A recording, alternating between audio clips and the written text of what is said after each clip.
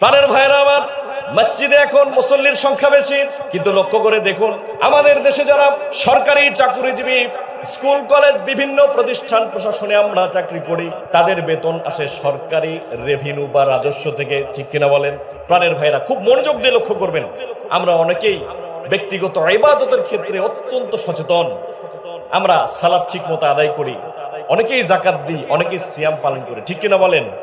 কিন্তু আপনি আমার কাছে বলেন, আমরা নিজেরা নিজের কাছে বলি, যদি আমাদের রিজিকের মধ্যে সামান্য একটু হারাম ঢুকে যায়, তাহলে ইবাদতগুলো কি ব্যর্থতায় পর্যবসিত হবে না? প্রাণের ভাইরা আমার, এক গ্লাস পানি, এই পানির মধ্যে যদি এক ফোঁটা কুকুর অথবা শুকরের রক্ত পড়ে, পানিটা কি আর হালাল থাকে? তেমনি সারা জীবনের ইবাদত কবুল হওয়ার শর্ত হচ্ছে রিজিকটা হালাল হতে হবে। আপনি আমি চাকরি করি, সরকারি পরিশ্রম করছি, বেতন পাচ্ছি, ঠিক কিনা বলেন? সবই ঠিক আছে, কিন্তু লক্ষ্য করুন বাংলাদেশে মদের বার আছে না নাই? কথা বলতে হবে মুসলমান, আছে না নাই? আজীব দেশ, যে দেশের সংবিধানে বিসমিল্লাহ লেখা থাকে, সে দেশের আবার সংসদে মদের আইন পাশ করা হয়, ঠিক কিনা বলেন? এই মদের আইন পাশ করার ফলে মদের বারগুলোর লাইসেন্স, মদের বার থেকে আসা রাজস্বের টাকা আপনার আমার চাকরির মধ্যে ঢুকে না ঢুকে নাই? ঢুকছে না ঢুকে নাই? ব্রথেলগুলো, পতিতালয়গুলোর রেজিস্ট্রেশন দেওয়া হয়, নাউজুবিল্লাহ বলবেন না? জোরে বলেন না নাউজুবিল্লাহ। পতিতালয়গুলোর রেজিস্ট্রেশন দেওয়া হচ্ছে। আমি তো পতিতালয়ে যাই না হুজুর, কিন্তু ওই পতিতালয়ের রাজস্বের টাকা সরকারি রাজস্বে জমা হচ্ছে, আর সেখান থেকে বেতনগুলো আপনার আমার রিজিকের মধ্যে আসতেছে। বলেন ঠিক কিনা? ঠিক কিনা? এগুলো চিন্তার এখন সময় এসেছে। মুসলমান, বাংলাদেশ জামাতে ইসলাম, জাতীয়তাবাদী দল বাংলাদেশ, লাঙ্গল, এই সেই লাফাল করে লাভ নাই, অবশেষে কবর প্রত্যেকের, ঠিক না ঠিক? ঠিক না ঠিক? কবরে যাওয়ার পরে কেউ দেখবে না জাতীয় পার্টি নাকি জামাত নাকি লাঙ্গল নাকি হাত পাখা। আপনি আমি এত মেহনত করে পরিশ্রম করছি, কিন্তু আপনার আমার রিজিকের মধ্যে কে যেন রাষ্ট্রীয়ভাবে হারাম ঢুকিয়ে দিচ্ছে, ঠিক কিনা বলেন? এজন্য সতর্ক হওয়া দরকার মুসলমান। এমন একটা রাষ্ট্র কাঠামো, এমন একটা রাষ্ট্র ব্যবস্থা কায়েম করতে হবে যারা এই বিষয়গুলোকে লক্ষ্য করবে, মার্ক আউট, ফাইন্ড আউট করবে এবং লাঠি মেরে এই সকল হারামগুলোকে সমাজ থেকে বিদায় করবে, ঠিক না ঠিক? আল্লাহ তাআলা আমাদেরকে সহিহ বুঝ দান করেন, সকলে বলি আমিন। চ্যানেলটি সাবস্ক্রাইব করুন, আমাদের সঙ্গে থাকুন। আউযু বিল্লাহি মিনাশ শাইতানির রাজীম। বিসমিল্লাহির রহমানির রহিম। কাতাবাল্লাহু লাআগলিবান্না আনা ওয়া রুসুলি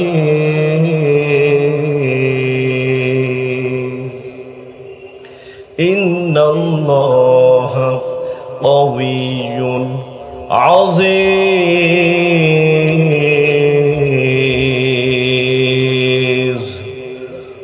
صدقت يا ربنا. عن عبد الله بن عمر رضي الله تعالى عنه قال قال النبي صلى الله عليه وسلم يأتي على الناس زمان يستمعون ويصلون في المساجد ليس فيهم مؤمن أو كما قال عليه الصلاة والسلام। আমার যখন ফুরাবে দিন, আসবে গহীন রাতি।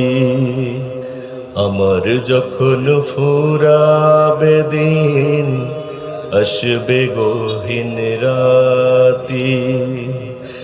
একো আল্লাহ জীবনে হয়ে চির সাথী, আসবে গহীন রাতি। জীবন নদীর দুকুল জুড়ে আসলে অমানিসা থাকবে না কেউ ঘোর আধারে, একটু আলোর দিশা সেদিন আমার, সেদিন আমার, সেদিন আমার কবর ঘরে তুমি আলোর জ্যোতি, আসবে গহীন রাতি, আমার যখন ফুরাবে দিন, আসবে গহীন রাতি। আলহামদুলিল্লাহ, যুগ জামানা পাল্টে দিতে চায় না অনেকজন, এক মোমনি আনতে পারে জাতির জাগরণ। ঠিক কিনা মুসলমান? মুসলমানের তেজ জীবিত থাকলেও যেমন, মরে গেলেও মহাদেবপুরের মুসলমানদের তেজ আমরা আজকে দেখতে এসেছি রাজশাহী থেকে। আমরা দেখতে পাবো তো ইনশাআল্লাহ। দুহাত তুলে আসমানের মালিককে দেখিয়ে তাকবীর হবে, লিল্লাহি তাকবীর। বাস, আলহামদুলিল্লাহ। আল্লাহ তাআলা কবুল করুক, সকলে বলি আমিন। সম্মানিত হাজিরিন, আপনাদের খেদমতে তেলাওয়াত করেছি সূরাতুল মুজাদালা, 58 নম্বর সূরা, 21 নম্বর আয়াতে কারিমে আল্লাহ সুবহানাহু ওয়া তাআলা বলছেন, কাতাবাল্লাহ, আমি আল্লাহ সুবহানাহু ওয়া তাআলা আমার কুদরতি কলম দিয়ে লিখে দিয়েছি। কি লিখে দিয়েছি? আল্লাহ তাআলা বলছেন, কাতাবাল্লাহু লা আগলিবান্না আনা ওয়া রুসুলি, আমি আল্লাহ তাআলা লিখে দিয়েছি আমি এবং আমার রাসূলগণ বিজয় লাভ করবে। আল্লাহু আকবার। পৃথিবীর আর কোন মত, আর কোন পথ বিজয় হতে পারবে? কেবলমাত্র আল্লাহ এবং তার রাসূল বিজয় লাভ করবেন। কে বলেছেন? কার কথা? আল্লাহ তাআলা বলছেন, নিশ্চয় আমি এবং আমার রাসূলগণ বিজয় লাভ করবে, বিজয় হবে। সুতরাং আমি এবং আমার রাসূলগণের পথে এবং মতে যারা থাকবে তারাও বিজয়ী, বলি সুবহানাল্লাহ। আমরা আল্লাহ এবং রাসূলের পথে থাকতে রাজি তো ইনশাআল্লাহ? সম্মানিত হাজিরিন, আমরা দিন যতই গড়িয়ে যাচ্ছে আমরা দেখতে পাচ্ছি আগামীর বিশ্ব ইসলামের বিশ্ব। ঠিক কিনা বলেন? আগামীর বাংলাদেশ কোরআনের বাংলাদেশ। ঠিক কিনা বলেন? যার দাসখত দিয়ে গেছেন বহুকাল আগে, মাত্র 17 বছর বয়সী মুহাম্মদ বিন কাসেম আল আরাবি সুদূর ইরাকের বসরা নগরী থেকে নাঙ্গা তরবারি এবং কালেমার পতাকা নিয়ে এই হিন্দুস্তানের সিন্ধু এবং মুলতান অঞ্চলের রাজা দাহিরকে এক কোপে হত্যা করে কালেমার পতাকা এখানে পথ করে উড়েছিলেন, বলে সুবহানাল্লাহ। সেই মুহাম্মদ বিন কাসেমের উত্তরসূরি মহাদেবপুর তাওহীদের যুব সমাজের কাছ থেকে আমরা কি জানতে পারি, আমরা কি শুনতে পারি? আবারও যদি দিন ইসলামের স্বার্থে মুসলমান যুবকের বুকের তাজা রক্ত ঢেলে দিতে হয়, আরেকবার যদি বদর, উহুদ, খন্দকের ডাক আসে, আমি কি জানতে পারি মুসলমানের কাছে মহাদেবপুরের তাওহীদি জনতা বুকের তাজা রক্ত ঢেলে দিতে রাজি? কারা কারা রাজি? দুহাত তুলে আল্লাহকে দেখা মুসলমান।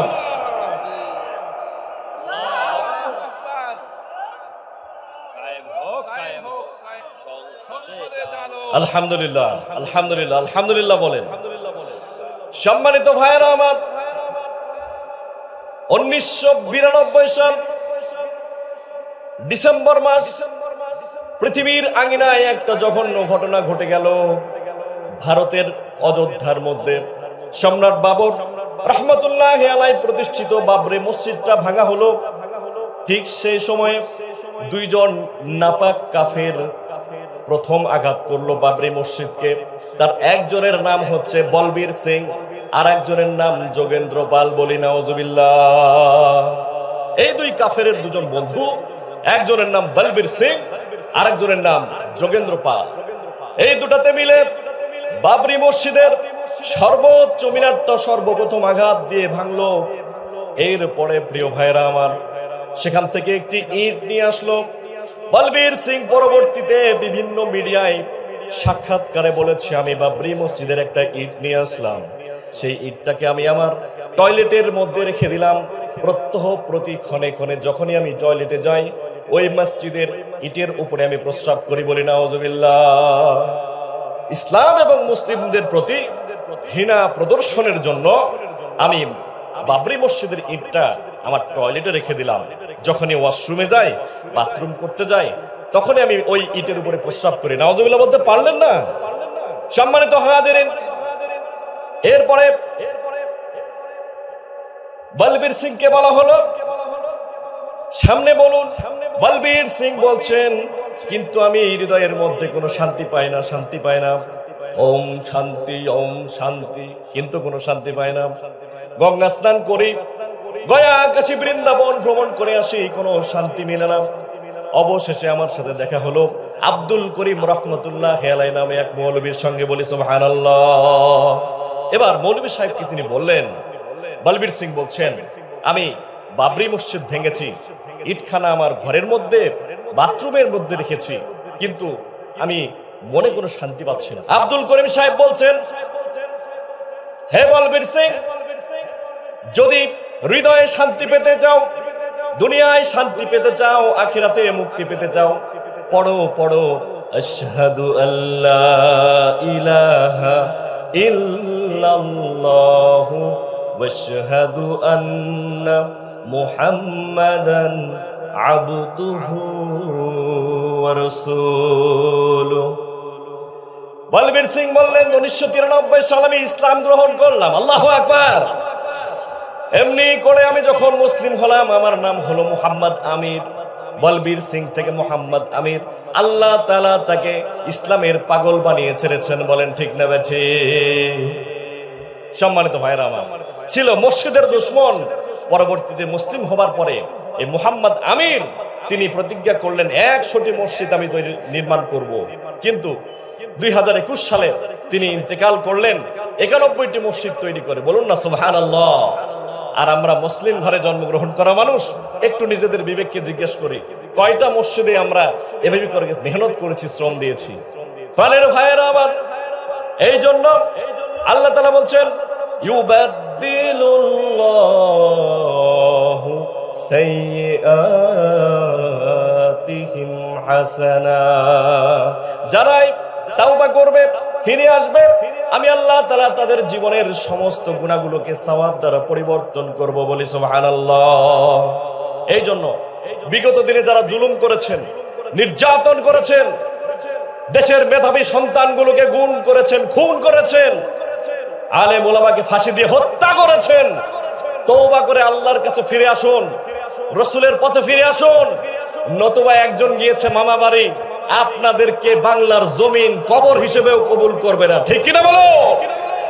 সম্মানিত ভাইরা, আল্লাহ রাসূল হাদিসের মধ্যে বলছেন, আন আব্দুল্লাহ ইবনে আমর রাদিয়াল্লাহু তাআলা আনহু قال قال النبي صلى الله عليه وسلم يأتي على الناس زمان يستمعون ويصلون في المساجد ليس فيهم مؤمن। আল্লাহ রাসূল বলছেন, এমন একটা জামানা আসবে, মানুষগুলো মাসাজিদ পূর্ণ করে করে সালাত আদায় করবে, কিন্তু লাইসা ফীহিম মুমিনুন, একজনও মুমিন থাকবে না। বলি নাউযুবিল্লাহ। গায়ে শিহরণ দেওয়ার মতো হাদিস। মসজিদগুলোতে তিল রাখার জায়গা থাকবে না, পরিপূর্ণ হবে মানুষে, কিন্তু একজনও মুমিন থাকবে না। সাহাবীরা বললেন, ইয়া রাসূলুল্লাহ সাল্লাল্লাহু আলাইহি ওয়াসাল্লাম, ইমাম এবং মুয়াজ্জিমও কি বেঈমান হবে? আবার রাসূল বললেন, লাইসা ফীহিম মুমিনুন। আল্লাহু আকবার। মানে বোঝা গেল মুয়াজ্জিমও বেঈমান, ইমামও বেঈমান, মুসল্লিদের তো খবরই নেই। আল্লাহু আকবার বলে। আমরা গবেষণায় হয়রান হয়ে গেলাম, এই জামানাটা কখন? কারণ এখন মসজিদে মুসল্লির সংখ্যা বাড়ছে না কমছে? কথা বলেন না কেন? জোরে বলেন, বাড়ছে না কমছে? সম্মানিত হাজিরিন, যখন আল্লাহর নাম নেবেন, প্রতি উত্তর করবেন, জোরে বলবেন। এই জোরে বলার জন্য ও এইটার আদেশ করেছেন আল্লাহ তাআলা। কিভাবে শুনবেন? আল্লাহ রাসূলকে বলছেন, ওয়া রাব্বাকা ফাকাব্বির। হে নবী, যখন আপনি আমি আল্লাহর নাম নেবেন, জোরে নেবেন। পারবেন না ইনশাআল্লাহ? পারবেন তো ইনশাআল্লাহ? বলেন তো একটু আল্লাহু আকবার। প্রাণের ভাইরা আমার, মসজিদে এখন মুসল্লির সংখ্যা বেশি, কিন্তু লক্ষ্য করে দেখুন আমাদের দেশে যারা সরকারি চাকরিজীবী, স্কুল কলেজ বিভিন্ন প্রতিষ্ঠান প্রশাসনে আমরা চাকরি করি, তাদের বেতন আসে সরকারি রেভিনিউ বা রাজস্ব থেকে, ঠিক কিনা বলেন? প্রাণের ভাইরা খুব মনোযোগ দিয়ে লক্ষ্য করবেন, আমরা অনেকেই ব্যক্তিগত ইবাদতের ক্ষেত্রে অত্যন্ত সচেতন। আমরা সালাত ঠিক মতো আদায় করি, অনেকেই যাকাত দিই, অনেকেই সিয়াম পালন করি, ঠিক কিনা বলেন? কিন্তু আপনি আমার কাছে বলেন, আমরা নিজেরা নিজের কাছে বলি, যদি আমাদের রিজিকের মধ্যে সামান্য একটু হারাম ঢুকে যায়, তাহলে ইবাদতগুলো কি ব্যর্থতায় পর্যবসিত হবে না? প্রাণের ভাইরা আমার, এক গ্লাস পানি, এই পানির মধ্যে যদি এক ফোঁটা কুকুর অথবা শুকরের রক্ত পড়ে, পানিটা কি আর হালাল থাকে? তেমনি সারা জীবনের ইবাদত কবুল হওয়ার শর্ত হচ্ছে রিজিকটা হালাল হতে হবে। আপনি আমি চাকরি করি, সরকারি পরিশ্রম করছি, বেতন পাচ্ছি, ঠিক কিনা বলেন? সবই ঠিক আছে, কিন্তু লক্ষ্য করুন, বাংলাদেশে মদের বার আছে না নাই? কথা বলতে হবে মুসলমান, আছে না নাই? আজীব দেশ, যে দেশের সংবিধানে বিসমিল্লাহ লেখা থাকে, সে দেশের আবার সংসদে মদের আইন পাস করা হয়, ঠিক কিনা বলেন? এই মদের আইন পাস করার ফলে মদের বারগুলোর লাইসেন্স, মদের বার থেকে আসা রাজস্বের টাকা আপনার আমার চাকরির মধ্যে ঢুকে না ঢুকে নাই? ঢুকছে না ঢুকে নাই? ব্রথেলগুলো, পতিতালয়গুলোর রেজিস্ট্রেশন দেওয়া হয়, নাউজুবিল্লাহ বলবেন না? জোরে বলেন না নাউজুবিল্লাহ। পতিতালয়গুলোর রেজিস্ট্রেশন দেওয়া হচ্ছে। আমি তো পতিতালয়ে যাই না হুজুর, কিন্তু ওই পতিতালয়ের রাজস্বের টাকা সরকারি রাজস্বে জমা হচ্ছে, আর সেখান থেকে বেতনগুলো আপনার আমার রিজিকের মধ্যে আসতেছে। বলেন ঠিক কিনা? ঠিক কিনা? এগুলো চিন্তার এখন সময় এসেছে। মুসলমান, বাংলাদেশ জামাতে ইসলাম, জাতীয়তাবাদী দল বাংলাদেশ, লাঙ্গল, এই সেই লাফাল করে লাভ নাই, অবশেষে কবর প্রত্যেকের, ঠিক না ঠিক? ঠিক না ঠিক? কবরে যাওয়ার পরে কেউ দেখবে না জাতীয় পার্টি নাকি জামাত নাকি লাঙ্গল নাকি হাত পাখা। আপনি আমি এত মেহনত করে পরিশ্রম করছি, কিন্তু আপনার আমার রিজিকের মধ্যে কে যেন রাষ্ট্রীয়ভাবে হারাম ঢুকিয়ে দিচ্ছে, ঠিক কিনা বলেন? এই জন্য সতর্ক হওয়া দরকার মুসলমান। এমন একটা রাষ্ট্র কাঠামো, এমন একটা রাষ্ট্র ব্যবস্থা কায়েম করতে হবে যারা এই বিষয়গুলোকে লক্ষ্য করবে, মার্ক আউট, ফাইন্ড আউট করবে এবং লাঠি মেরে এই সকল হারামগুলোকে সমাজ থেকে বিদায় করবে, ঠিক না বেঠে? আল্লাহ তাআলা আমাদেরকে সহিহ বুঝ দান করেন, সকলে বলি আমিন। প্রাণের ভাইয়েরা আমার, রাসূলুল্লাহ সাল্লাল্লাহু আলাইহি ওয়াসাল্লাম বলছেন, এমন একটা জামানা আসবে যে জামানায় মসজিদ গুলো ভরে ভরে মানুষ নামাজ আদায় করবে, কিন্তু একজন মুমিন থাকবে না। আমরা এসে দেখলাম, যদি আমাদের রিজিক গুলোর মধ্যে ছিটাফোঁটা হারামও ঢুকে যায়, আমাদের ইবাদত তো কবুল হয় না। বলেন ঠিক না বেঠি? এই জন্যই আমরা দোয়া করেছি, কোরআনের পাখিকে আমরা রাখতে পারি নাই, ঠিক কিনা মুসলমান? আমরা দোয়া করেছি, দেশের পুরোধা ব্যক্তিগুলোকে রাখতে পারি নাই। বড় আফসোস, এই মহাদেবপুরের কৃতি সন্তান হাফেজ মাওলানা আব্দুল আউয়াল, আমার আপন বড় ভাই, রাজশাহী বিশ্ববিদ্যালয়ের মেধাবী ছাত্র, 2014 সালে শাহ মখদুম হল থেকে গুম করা হলো। এরপরে ওয়ালিউল্লাহ ভাইকে কুষ্টিয়া ইসলামী বিশ্ববিদ্যালয় থেকে গুম করা হলো। এই ভাইগুলো কারা জানেন? এই ভাইগুলো দেশের সর্বোচ্চ মেধাবী ছাত্র ছিল, যারা পরবর্তীতে এই দেশটাকে ইসলামিক অনুশাসনের জন্য প্রস্তুত করত। এইভাবে করে প্রত্যেকটা কলেজ বিশ্ববিদ্যালয়কে ধ্বংস করার পায়তারা করা হয়েছিল, যাতে এই জাতি হারাম হালাল থেকে ভুলে অনেক দূরে সরে যায়, ইসলাম এবং তাওহীদ থেকে দূরে সরে যায়, ঠিক কিনা বলুন? কিন্তু ইন্না বাতশা রাব্বিকা লা শাদীদ, আল্লাহর মায়ের, দুনিয়ার মায়ের কেউ চিন্তাও করতে পারে নাই এভাবে আল্লাহ তাআলা সামান্য পিপিলিকার একেবারে সেই আবাবিলের দলের মাধ্যমে এত বড় হস্তি বাহিনী পরাস্ত করবে, ঠিক না ঠিক? সকলে এই জন্য প্রাণ খুলে পড়ি আলহামদুলিল্লাহ। সম্মানিত ভাইয়েরা আমার, আল্লাহ সুবহানাহু ওয়া তাআলা পৃথিবীর এই আঙিনায় এমন সময়ে কোরআন কারীম নাজিল করলেন, যে সময়ে মানুষগুলো ছিল অত্যন্ত হিংস্র। একজনের দাদা 100টা খুন করে তরবারিটা বাড়ির একেবারে প্রধান ফটকে ঝুলিয়ে রাখতো, এবং তিনি অহংকার করে বলতো, আমার নাতি এবং পুতিরা এসে বলবে আমার দাদা হুজুর এই তরবারি দিয়ে 100টা খুন করেছে, বলি নাউজুবিল্লাহ। এরকম সময়ে আল্লাহ সুবহানাহু ওয়া তাআলা কুরআনুল কারীম নাজিল করে পৃথিবীর আঙিনায় শান্তির পরশ ছুঁয়ে দিয়েছে, বলুন না সুবহানাল্লাহ। আমরা এই জামানাতেও দেখি মাঝে মাঝে নব্য ফেরাউন সেই আবুল হাব উতবা সাইবাদের জাতিগোষ্ঠীরা 100টা হত্যা করে, 100টা ধর্ষণের সেঞ্চুরি করে জাতির সামনে মিষ্টি বিতরণ করতে দেখেছে। ঠিক কিনা মুসলমান? নাউজুবিল্লাহ বলতে পারলেন না? সম্মানিত হাজিরিন, এই জন্য আমাদের সময় এসেছে, আমাদেরকে সতর্ক হতে হবে। এই জন্য আমরা বললাম আল্লাহ, তাহলে কারা হবে বিজয়ী, কারা হবে সফল কাম? আল্লাহ তাআলা বলছেন, আলা ইন্না হিসবাল্লাহি হুমুল মুফলিহুন।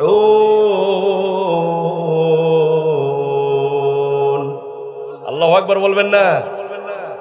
সম্মানিত হাজিরিন, একটা আল্লাহু আকবার নিয়ে একটা কথা বলি। বনী ইসরাইলের জামানায় কোন কিতাবের একটা হরফ পড়লে একটা সওয়াব দেওয়া হতো। আল্লাহ রাসূল বললেন, হে আল্লাহ তাআলা, আমার উম্মতরা এমনিতে দুর্বল, হায়াত খুবই সামান্য, এরপরেও ডায়াবেটিস, ম্যালাইটিস, হেপাটাইটিস, গায়ে বল শক্তি নাই, এত ইবাদত করবে কিভাবে? বনী ইসরাইলের জামানার একজন মানুষ অর্ধেকটা উট একা খেয়ে ফেলতো। আল্লাহু আকবার বলেন। আর আমাদের এই শেষ জামানার উম্মত একটা মুরগি গোটা ফ্যামিলি খাবে, পরের দিন গ্যাসের পরে খেতে হবে। আল্লাহ পারাই না। আল্লাহ বললেন, ঠিক আছে আমার নবী যান, প্রত্যেক হরফে 10 নাকি। সুবহানাল্লাহ বলেন। আল্লাহ রাসূল খুশি হলেন না, এমনি করে যাওয়া আসার মারফতে আল্লাহ জানিয়ে দিলেন, হে রাসূল, 1 নয় 2 নয়, 1 থেকে শুরু করে ঈমান অনুযায়ী একটা হরফ উচ্চারণ করলে 700টা নাকি দিয়ে দিবেন। কে? এবারও সুবহানাল্লাহ বলতে পারলেন না? চিৎকার দিয়ে বলেন সুবহানাল্লাহ। সম্মানিত হাজিরিন, আমরা বললাম আল্লাহ, তাহলে মসজিদ ভরে ভরে যারা সালাত আদায় করবে, আপনার রাসূল আমাদেরকে জানিয়ে দিলেন এমন এক জামানা আসবে যেই জামানায় মসজিদ ভরে ভরে নামাজ আদায়কারী হবে, কিন্তু একজনও মুমিন থাকবে না। তাহলে বিজয়ী কারা, সফল কারা? আল্লাহ তাআলা বলছেন, আলা ইন্না হিসবাল্লাহি হুমুল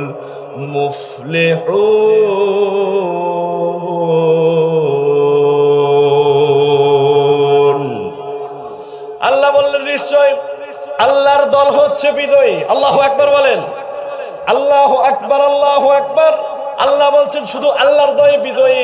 এই আল্লাহর দলের বৈশিষ্ট্য হচ্ছে 2টা। জোরে বলেন তো কয়টা? সবাই বলেননি, ইনারা মন খারাপ করেছেন। সবাই বলেন আল্লাহর দলের বৈশিষ্ট্য কয়টা? আরো জোরে। এই 2টি বৈশিষ্ট্য সম্পর্কে আমি আপনাদের একেবারে একাডেমিক্স কথা 2টি বৈশিষ্ট্য সম্পর্কে বলে শেষ করবো ইনশাআল্লাহ। মাঝখানে একটু ঘটনা বলি। রাসূল আকরাম সাল্লাল্লাহু আলাইহি ওয়াসাল্লাম বলছেন, লিকুল্লি উম্মাতিন আমিনুন ওয়া আমিনু হাযিহিল উম্মাহ। আবু উবাইদা ইবনে জাররাহ রাদিয়াল্লাহু তাআলা, আল্লাহ রাসূল বলছেন, প্রত্যেক কওমের মাঝে বিশ্বাসী মানুষ থাকেন, আর আমার কওমের মাঝে বিশ্বাসী মানুষের নাম হচ্ছে আবু উবাইদা ইবনে জাররাহ রাদিয়াল্লাহু তাআলা। সুবহানাল্লাহ বলেন। আবু উবাইদা ইবনে জাররাহ রাদিয়াল্লাহু তাআলা আল্লাহর রাসূলের জলিলুল কদর সাহাবী। তিনি বদর যুদ্ধে রাসূলুল্লাহর সঙ্গী হয়ে যুদ্ধ করতেছেন। রাবি বলতেছেন তিনি বীর দর্বে যুদ্ধ করছেন আর এগিয়ে যাচ্ছেন, কাফেরদেরকে একের পর এক খতম করছেন। হঠাৎ করে দেখা গেল আবু উবাইদা ইবনে জাররাহ রাদিয়াল্লাহু তাআলা আনহুর ঠিক সামনে একজন চাদর মুড়ি দেওয়া আচ্ছাদিত একজন ব্যক্তি আসছেন তাকে প্রতিহত করার জন্য। কিন্তু আবু উবাইদা ইবনে জাররাহ তাকে আঘাত করছেন না, তাকে পাশ কেটে সরে যাচ্ছেন। সুবহানাল্লাহ। বারবার আবু উবাইদা ইবনে জাররাহর সামনে ওই ব্যক্তিটি এসে দাঁড়াচ্ছেন, আবু উবাইদা ওনাকে পাশ কাটিয়ে পাস করে অন্যদিকে যাচ্ছে। একবার, দুইবার, তিনবার, বারবার। কিন্তু ওই চাদর আচ্ছাদিত ব্যক্তি আবার আবু উবাইদা ইবনে জাররাহকে আঘাত করছেন। আবু উবাইদা প্রতিহত করছেন, একেবারে অপারগ হয়ে শেষ পর্যন্ত অনেকটা বাধ্য হয়েই আবু উবাইদা ইবনে জাররাহ তাকে এক আঘাত করে দুনিয়া থেকে বিদায় করে দিলেন। বলি সুবহানাল্লাহ। যুদ্ধ শেষ হলো। আবু উবাইদা ইবনে জাররাহ তরবারিটা মরুভূমির বালুতে গেড়ে দিলেন, আর তরবারির মুঠার উপর নিজের কপালটা ঠেকিয়ে দিয়ে ঝরঝর করে অশ্রু বিসর্জন করছেন। সাহাবীরা বলছেন, হে আবু উবাইদা কি হলো? আল্লাহর রাসূল বলছেন, তোমরা আবু উবাইদাকে কাঁদতে দাও। জানো নাকি আবু উবাইদা কাকে হত্যা করেছে? সাহাবীরা বলছেন, হে আল্লাহর রাসূল, আল্লাহ এবং তার রাসূল অর্থাৎ আপনি ভালো জানেন। আল্লাহর রাসূল বলছেন, তোমাদের কল্পনাকারীদের কল্পনাকেও হার মেনে যাবে। আবু উবাইদা ইবনে জাররাহ তার কাফের মুশরিক পিতাকে হত্যা করেছে। সুবহানাল্লাহ। আল্লাহু আকবার। তার মানে বোঝা গেল নিজের বাবা, নিজের সন্তান, এমনকি নিজের ভাই, যে কেউ হোক যদি আল্লাহ এবং তার রসুলের বিরুদ্ধচারী হয়, তাহলে তার সঙ্গে সঙ্গ দেওয়া যাবে না, তার ওই কাজে সহযোগী হওয়া যাবে না। কিন্তু তা বলে পারিবারিক সম্পর্ক ছিন্নর কথা এখানে বলা হয়নি। পারিবারিক সম্পর্ক থাকবে, তবে সেখানে আমার বাবা মদের আইন, জুয়ার আইনের পক্ষে রয়েছে, হাদিস কি বলল? আমরা কি তাহলে বাবার পক্ষে থাকতে পারবো? কথা বলেন, মুমিন মুসলমান থাকতে পারবো? আমাদের ভাই এখন এমন একটা সংগঠনের সাথে জড়িত, সেই সংগঠন চায় বাংলাদেশে নারী নেতৃত্ব আসুক, বাংলাদেশের জেনা ব্যভিচার থাকুক, বাংলাদেশে পতিতালয় থাকুক, বাংলাদেশে মদের আইন থাকুক। সেই দলের সঙ্গে কি আমার যাওয়া ঠিক হবে? কথা বলেন, হবে কি হবে না? হবে। এই জন্য প্রাণের ভাইয়েরা, কবর নিয়ে চিন্তা করতে হবে।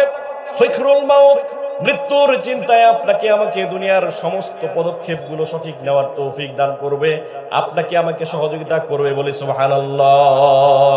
প্রাণের ভাইয়েরা আমার, এই জন্য আমাদেরকে দিন ধর্মের ব্যাপারে একেবারে আপোষহীন হতে হবে। এর কারণ পৃথিবী আপনার এবং আমার জন্য ঠিক তেমনি যেমন আগের জামানার মানুষের জন্য ছিলেন, ঠিক কিনা বলেন? সম্মানিত হাজিরিন, পৃথিবীতে এমন কোন কাজ নেই যে ভালো কাজ করতে গিয়ে আপনি বাধাপ্রাপ্ত হবেন না।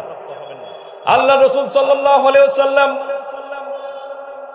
পৃথিবীতে আগমনের পর সবচেয়ে প্রথম খুশি হয়েছিলেন তার যে চাচা ঠিক কালেমার দাওয়াত দেওয়ার পরেই ওই চাচাই তার বিরুদ্ধে চারণ করলো। বলুন ঠিক না ঠিক? আবু জেহেল বলছিল, আমার বংশের একটা পুত্র সন্তান হয়েছে। দাসীকে ডাকলেন, ডেকে বললেন 100টা উট মানুষের মাঝে বিলিয়ে দাও জবাই করে। সুবহানাল্লাহ বলেন। অথচ সে আবু জেহেলি যখন আপনার আমার কলিজার টুকরা নবী রাহমাতাল লিল আলামিন সিদ্দিক আকবর জনাব মুহাম্মদ রাসূলুল্লাহ সাল্লাল্লাহু আলাইহি ওয়াসাল্লাম যখন বললেন লা ইলাহা ইল্লাল্লাহ মুহাম্মদ রাসূলুল্লাহ, সঙ্গে সঙ্গে সমস্ত আক্রমণ, আক্রোশ এবং আঘাতের কষাঘাত আপনার আমার রসুলের উপরে একের পর এক আপতিত হতে থাকলো।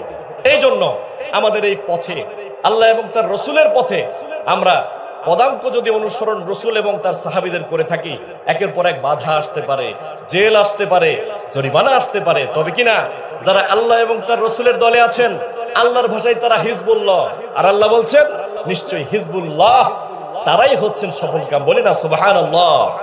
প্রাণের ভাইয়েরা আমার, দ্বিতীয় হিজরি 17 রমাদান পৃথিবীর আঙিনায় একটি ঐতিহাসিক ঘটনা ঘটে গেল।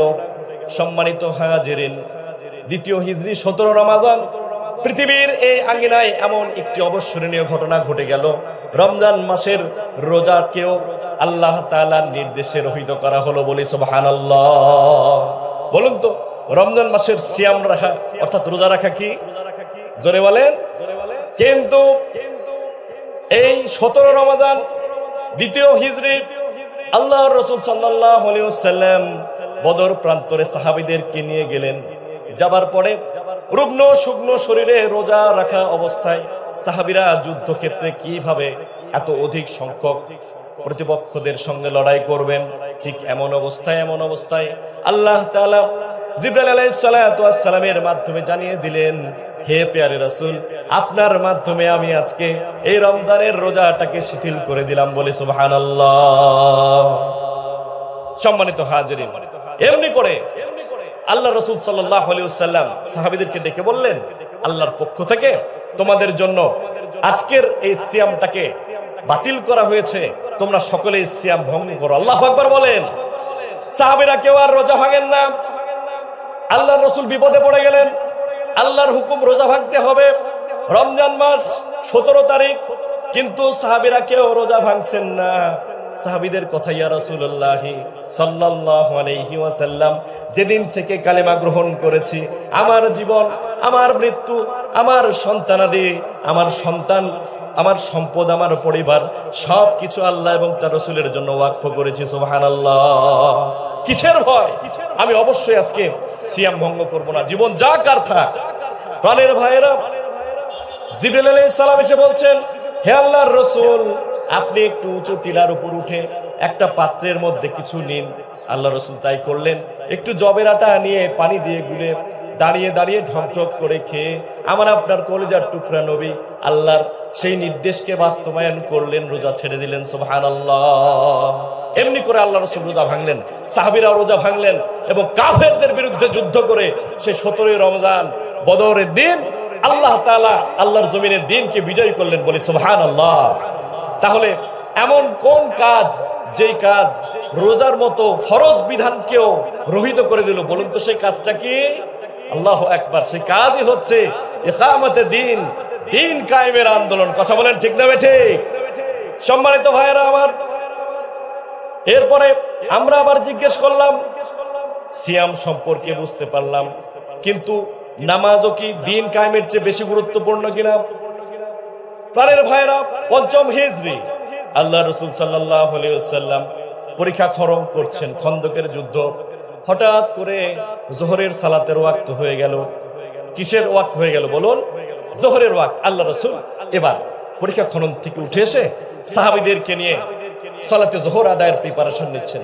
এমন সময় আল্লাহ সুবহানাহু ওয়া তাআলা জিবরিল আলাইহিস সালাতু ওয়াস সালামের মাধ্যমে খবর পাঠালেন, হে পিয়ারে রাসূল, আজকের এই জোহরের সালাতে যদি আপনি অংশগ্রহণ করবার জন্য সাহাবীদেরকে নিয়ে চলে যান, তাহলে কাফের মুশরিকরা আপনার এই অংশটাকে আঘাত করবে।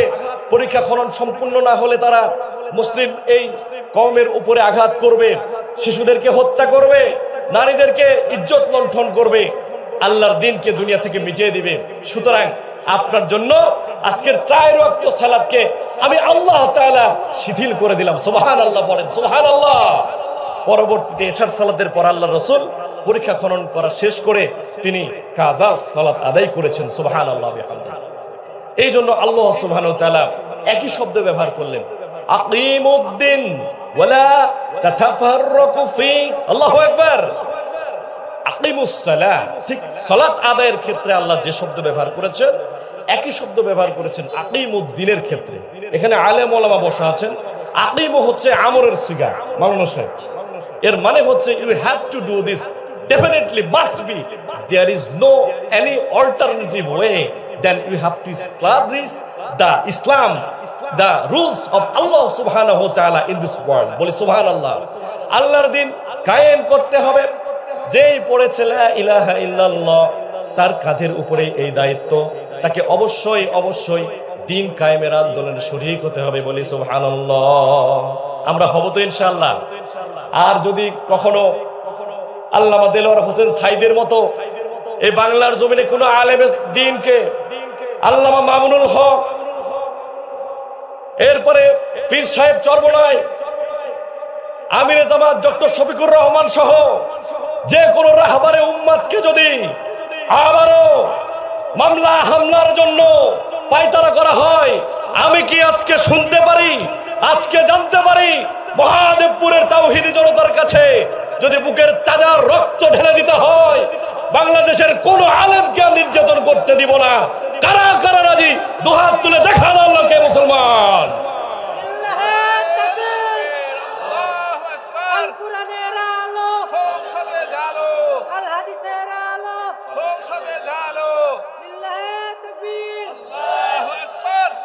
সম্মানিত হাজিরিন, আলহামদুলিল্লাহ পড়ি। প্রাণের ভাইরা, কষ্ট পাচ্ছেন আপনারা? কষ্ট পাচ্ছেন? সম্মানিত হাজিরিন, পৃথিবীতে এমন কোন সত্য কথা নাই যে সত্য কথার পেছনে 10টা 5টা মানুষ এর কুৎসা রটনা করেন নাই।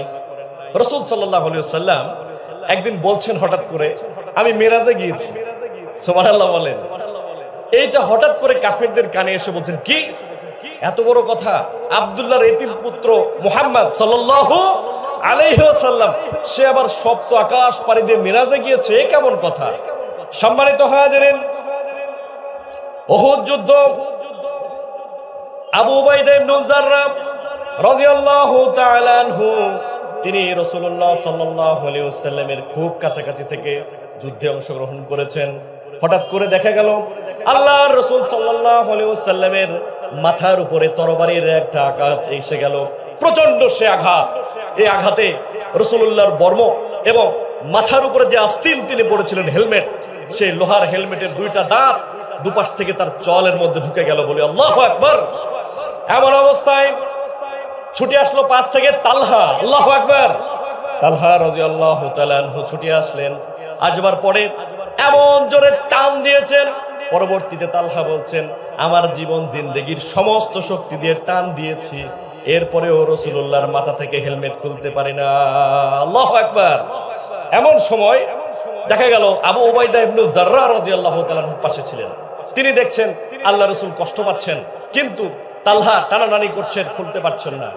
আবু উবাইদা ইবনে জাররাহ রাদিয়াল্লাহু তাআলা এবার ছুটে এলেন। আসবার পরে আল্লাহর রাসূলের এমন অবস্থা দেখে নিজে দাঁত দিয়ে টান দিলেন এবং রাসূলের মাথা থেকে ওই লোহার হেলমেটের আস্তিনটা অর্থাৎ দাঁতটা বের হয়ে গেল। বলে সুবহানাল্লাহ। সঙ্গে সঙ্গে আবু উবাইদা ইবনে জাররার একটা দাঁতও শহীদ হয়ে গেল। আল্লাহু আকবার বলেন। যে রাসূল একটু ইশারা করলেন গোটা পাহাড়টা আল্লাহ তাআলা সোনায় মুড়িয়ে দিতে পারেন। যেই রাসূলকে প্রোটেক্ট করার জন্য জিবরাইল আলাইহিস সালাতু ওয়াস সালাম রূহুল কুদুস সদা সর্বদা প্রস্তুত থাকেন। যেই রাসূলকে ছায়া দেওয়ার জন্য আসমানে মেঘমালা একে অপরের সাথে প্রতিযোগিতা করে, সেই রাসূলকে রক্তাক্ত করা হলো, সেই রাসূলের মাথার মধ্যে আঘাত করা হলো, দান্দান মোবারক শহীদ করা হলো। আমি শুনতে কি পারি মহাদেবপুরের মুসলমান, বলুন তো কোন ইবাদতের কারণে রাসূলের রক্ত ঝরলো? বলুন তো, বলেন। কিছুই বুঝতে পারেননি, আমি বোঝাইতে পারি না। আন আকিমুদ্দিন ওয়ালা তাতাফাররাকু ফি। আল্লাহু আকবার। আমার জমিনে, আমার পৃথিবী, আমার জমিন, আমার আকাশ, আমার বাতাস, সব সৃষ্টি জগৎ আমার, সুতরাং আইনটাও চলবে আমি আল্লাহর। বলি সুবহানাল্লাহ। সম্মানিত হাজিরিন, আমরা এক আজব দেশে বাস করছি। প্রথমেই বলেছিলাম এই দেশের সংবিধানের উপরে লেখা আছে বিসমিল্লাহ, কিন্তু সংসদে আবার আইন পাস হয় মদের লাইসেন্স দেওয়া যাবে। বলেন ঠিক না বেঠি? এমনি এক আজব উদ্ভট দেশের মধ্যে বাস করছি। প্রাণের ভাইরা, আল্লাহ রাসূল সাল্লাল্লাহু আলাইহি ওয়াসাল্লাম বলছেন লা ইউমিনু আহাদুকুম হাত্তা আকুনা আহাব্বা ইলাইহি মিন ওয়ালিদিহি ওয়া ওয়ালাদিহি ওয়ান নাসি আজমাইন। মুত্তাফাকুন আলাইহি।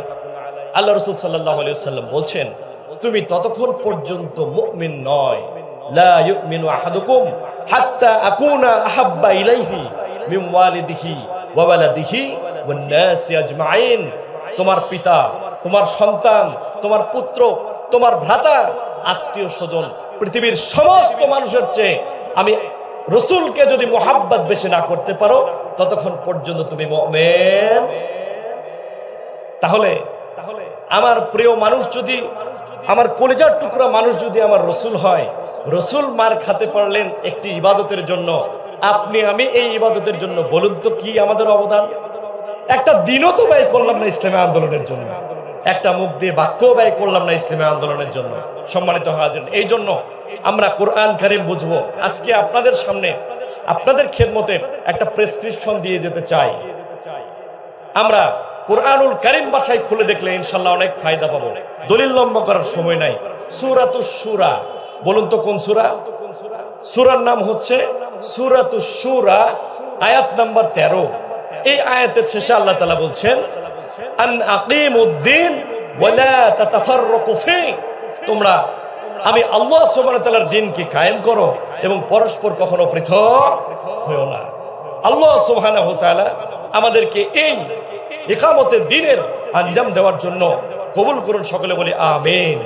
ওয়া আখিরু দাওয়ানা আলহামদুলিল্লাহি রাব্বিল আলামিন। আসসালামু আলাইকুম ওয়া রাহমাতুল্লাহি ওয়া বারাকাতুহু।